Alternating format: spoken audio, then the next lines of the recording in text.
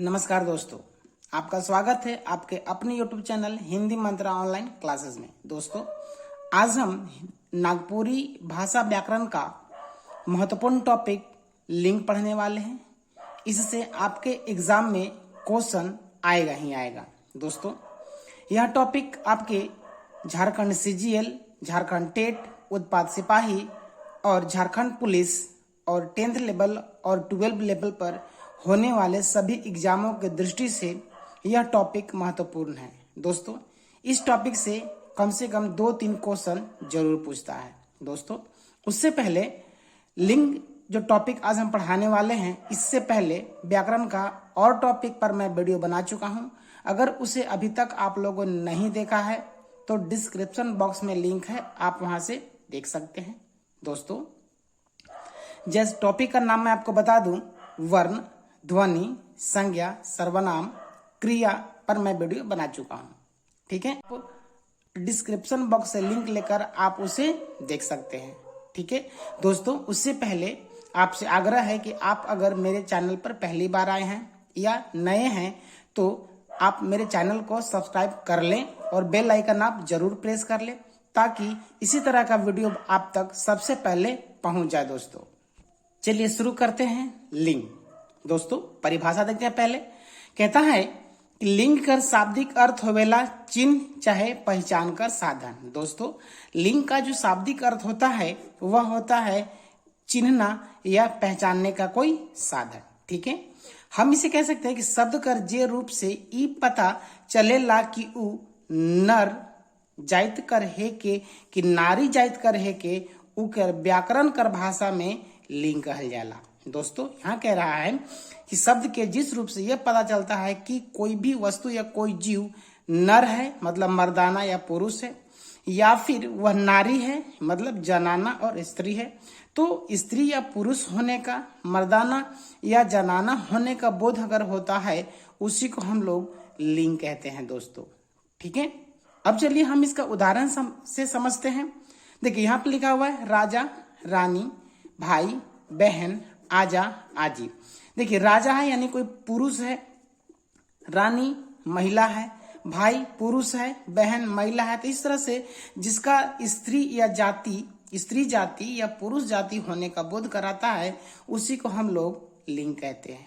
ठीक है दोस्तों, हम लिंग का कुछ विशेषता के बारे में बात कर लेते हैं कि आखिर लिंग क्यों जरूरी है, लिंग क्या करता है। ठीक है, तो यहाँ उसकी विशेषता अगर हम बात करते हैं तो विशेषता के बारे में क्या कहता है दोस्तों, आप देख सकते हैं। कहता है कि नागपुरी भाषा में लिंग हिंदी भाषा लखे कठिन नहीं खे। दोस्तों, यहाँ कह रहा है कि नागपुरी भाषा का जो लिंग है वह हिंदी भाषा की तरह कठिन नहीं है, मतलब आसान है।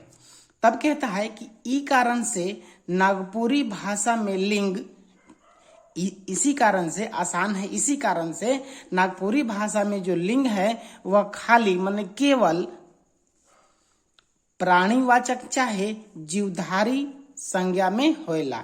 मतलब या तो वह जो है प्राणीवाचक में होगा चाहे तो जीवधारी में होगा। ठीक है, अगला कहता है कि अप्राणीवाचक संज्ञा चाहे बेजीवधारी संज्ञा में लिंग विचार कर परंपरा नखे।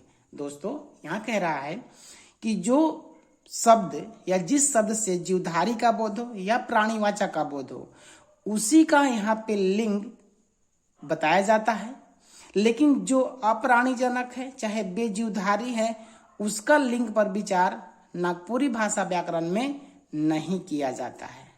ठीक है दोस्तों, अब हम देखते हैं, ये तो हम उसकी विशेषता जान गए। अब हम देखते हैं कि नागपुरी भाषा में किस तरह से और वो कितने प्रकार के लिंग है। दोस्तों, यहाँ कहता है कि नागपुरी भाषा में 2 तरह का लिंग आहे, मतलब कि 2 तरह का लिंग है। ठीक है दोस्तों, पहला कह रहा है कि यहाँ पे देख सकते हैं आप पुल्लिंग है और दूसरा स्त्रीलिंग है। इन दोनों को अब हम परिभाषा समझते हैं और उनके पहचानने के बारे में बात करेंगे। ठीक है, सबसे पहले हम पुल्लिंग का बात कर लेते हैं। दोस्तों, यहाँ कहता है पुल्लिंग है शब्द के जेकर रूप से नर चाहे पुरुष जाइत कर बोध होवेला उके पुल्लिंग कहल जाएला।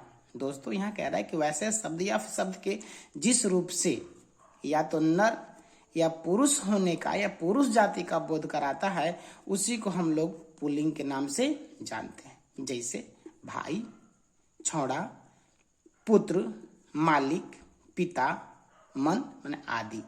तो यहाँ पे जितने सारे उदाहरण आप देख रहे हैं सब का सब नर जाति का बोध कराता है, इसीलिए इन सभी को हम पुल्लिंग कहेंगे।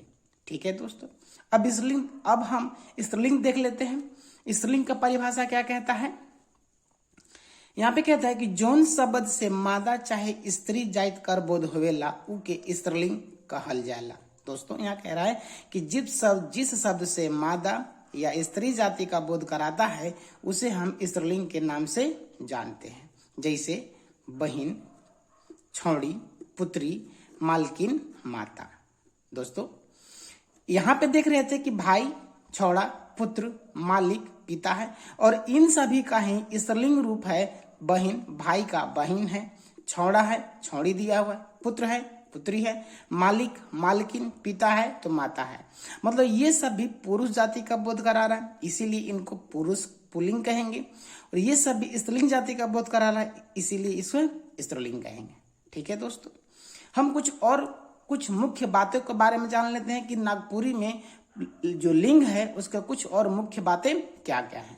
ठीक है दोस्तों, यहाँ कहता है कि नागपुरी में लिंग और पुल्लिंग नागपुरी में स्त्रीलिंग और पुल्लिंग कर अलावे लिंग कर एक और विशेषता आहे जेकरा उभयलिंग कहल जाला।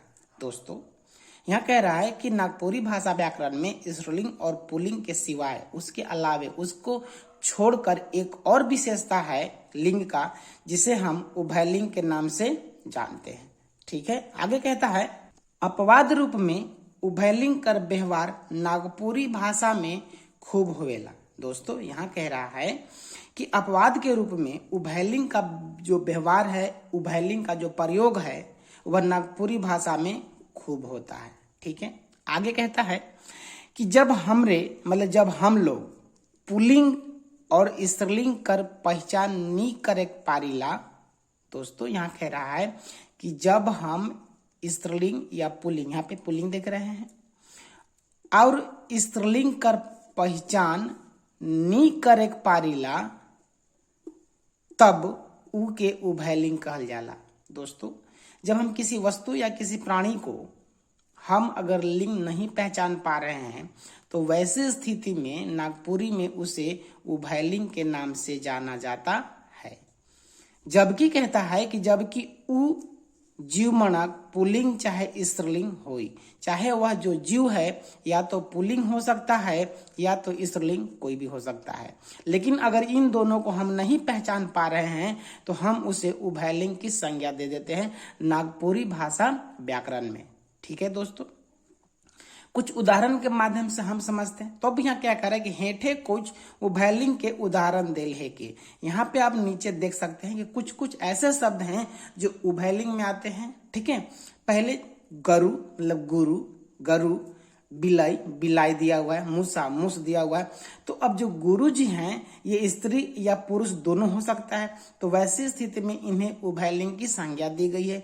बिलाई है जिसको बिल्ली कहते हैं, वो नर या मादा कोई हो सकता है, तो ये भी क्या है, उभयलिंग की श्रेणी में आता है। फिर मूसा, कुकुर, मछली, सांप, जोंक, जोंकटी, सुगा, दिया, मैना, कौआ, उड़ीस, कछुआ, पणकी, लांबा, सियार, चिरई आदि। इस तरह से बहुत सारे हैं जिन्हें उभयलिंग की संज्ञा दी गई है। दोस्तों आप चाहें तो इसे आप स्क्रीनशॉट लेकर रख सकते हैं और उसे आप याद कर सकते हैं। दोस्तों मुझे विश्वास है यहाँ तक आपको भली बातें समझ में आ गया होगा। दोस्तों इसी तरह का वीडियो पाने के लिए आप मेरे चैनल को जरूर सब्सक्राइब करें और बेल आइकन जरूर प्रेस करें। दोस्तों कुछ और महत्वपूर्ण बिंदुओं पर हम बात कर लेते हैं।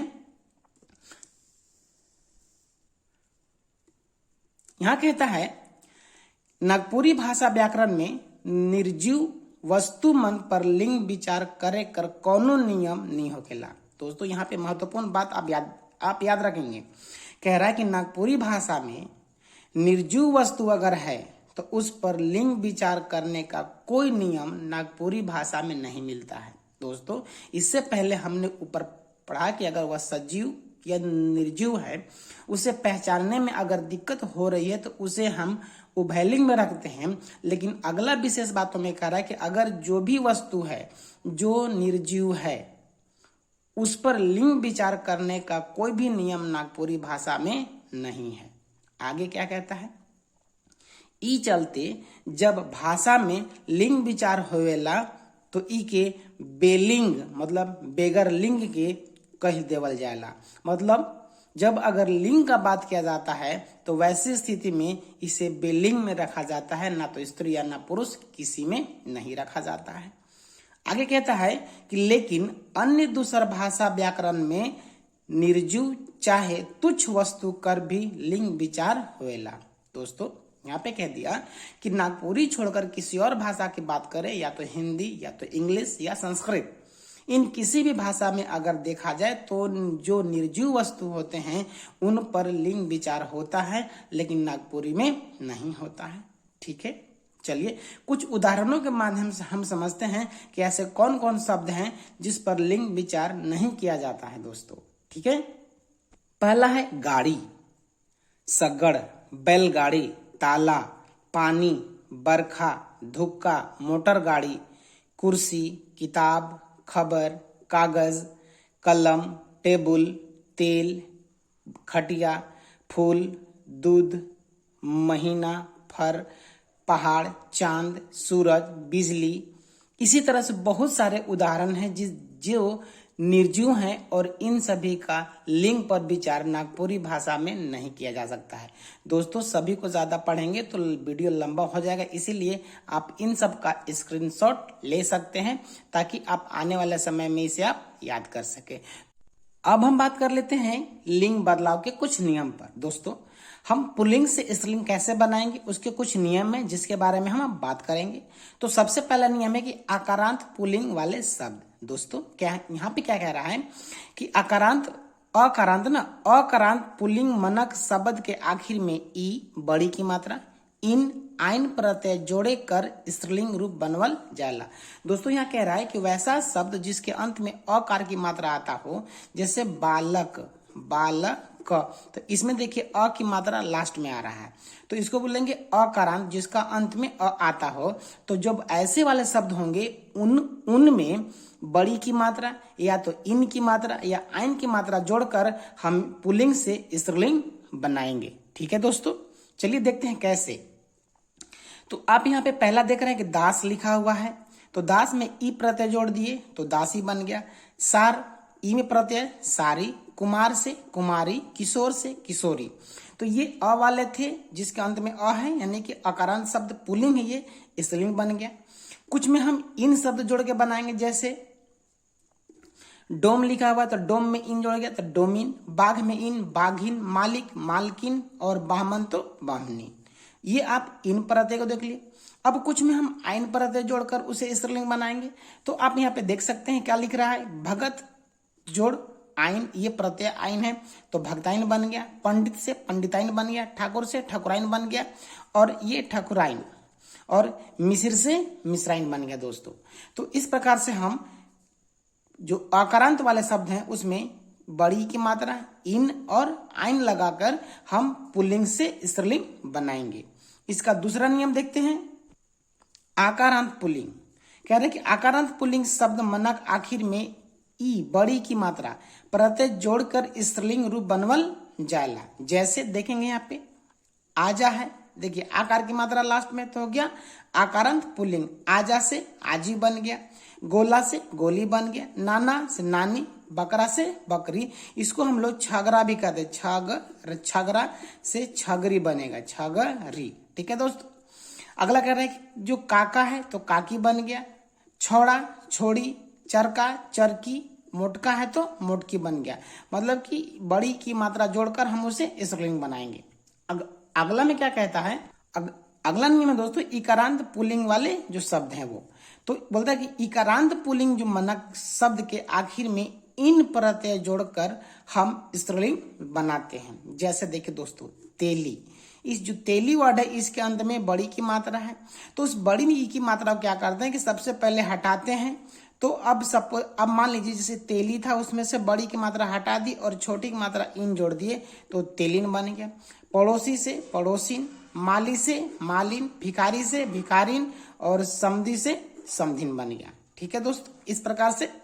अगला में कहता है कि कुछ ऐसे शब्द होते हैं जो ओकार से अंत करते हैं, उनको जब हम पुल्लिंग से स्त्रीलिंग जब बनाते हैं तो उसमें हम वाइन शब्द जोड़ देते हैं। जैसे महतो है तो महतवाइन बन गया। दोस्तों, वाइन शब्द हम एक और में अगर आकारांत वाला कोई एक अपवाद का वर्ड है, जो आकारांत वाले शब्द हैं उसमें हम जोड़ते हैं। जैसे अपवाद में ये क्या कर रहा है कि नौवा, यहाँ पे आप देख सकते हैं, यहाँ पे लिखा हुआ है नौवा, तो नौवा में हम आइन जोड़ेंगे तो बन गया नवाइन। ठीक है, चलिए दोस्तों, अगला पॉइंट क्या कह रहा है कि जो आकारांत वाले पुल्लिंग शब्द हैं, ये कुछ विशेष बातों में जान लें कि आकारांत पुल्लिंग वाले शब्द है उसमें ईका शब्द जोड़कर प्रत्यय जो है ईका प्रत्यय है उसको जोड़कर हम स्त्रीलिंग बना लेते हैं। जैसे देखिएगा दोस्तों, आकारांत नहीं अकारांत है ना। अध्यापक, देखिए अंत में अ है, अध्यापक, तो अध्यापक में ईका जोड़ दिए तो अध्यापिका बन गया।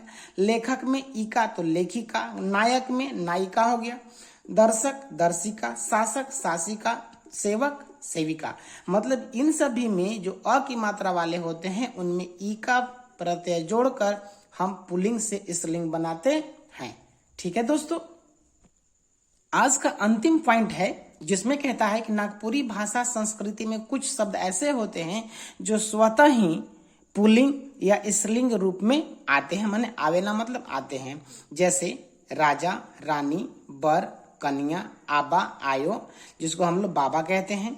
नर से मादा, बरद है तो गाय हो गया, बरद मतलब बैल होता है दोस्तों, बैल। ठीक है, बाप, माय, दामाद, बहुरिया या बहू, दादा, भौजी। दादा का मतलब अब यहाँ पे भैया होता है, नागपुरी में इसको हम लोग भैया बोलते हैं। ठीक है, दादा वो दादी वाला मत समझिएगा, दादा दादी जो होता है उसको मत समझिएगा। दादा मतलब भैया तो भौजी। मर्दाना, जनाना, बाछा, बाछी या ओसैर कहा जाता है।